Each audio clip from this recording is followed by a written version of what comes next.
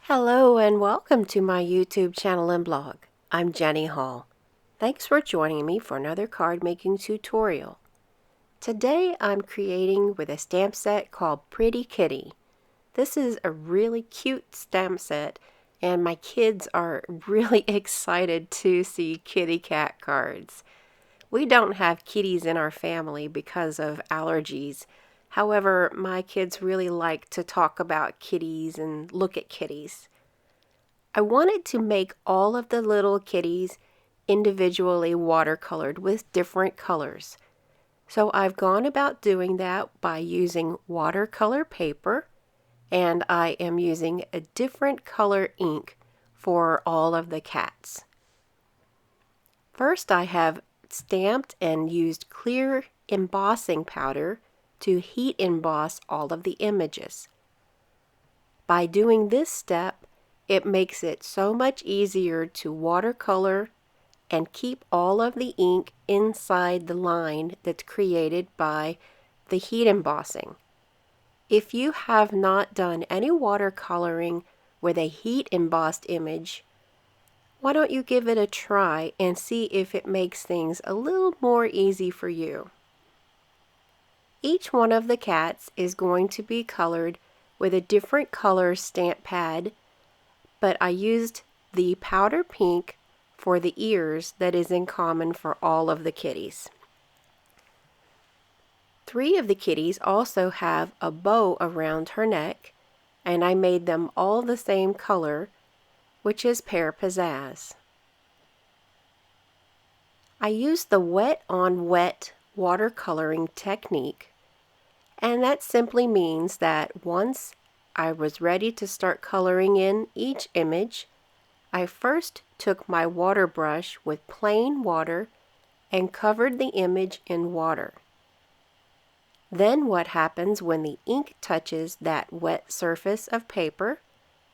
The ink will spread out all on its own and disperse in a more natural way.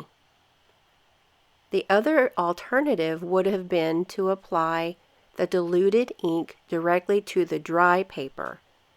However, the paper will start soaking it up immediately.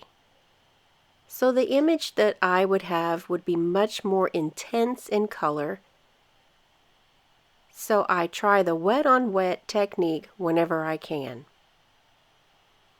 I wanted one of the kitties to be white.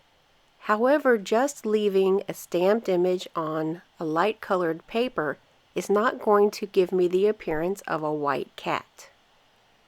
So I used some archival black ink that was watered down just enough with the brush and went around to where the areas of the shadows would be on the cat.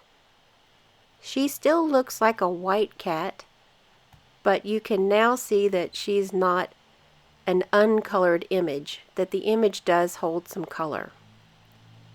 There are no companion dies for this stamp set, so I chose to fussy cut all 4 of the little kitties. My card base is made from thick Whisper white cardstock, and I have a panel of Dapper Denim cardstock as well. I'm using Color Theory Designer Series paper stack with an ombre divided look of Dapper Denim to give the image of the front of the card. The lines on this paper inspired me to be able to place the cats in a different area.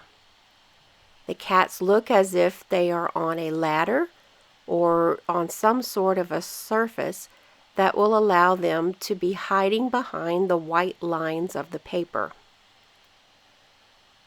To cut off part of their body, I just chose an area that would look more natural for them to be hiding behind, and I used my scissors to cut off a portion of the watercolored image.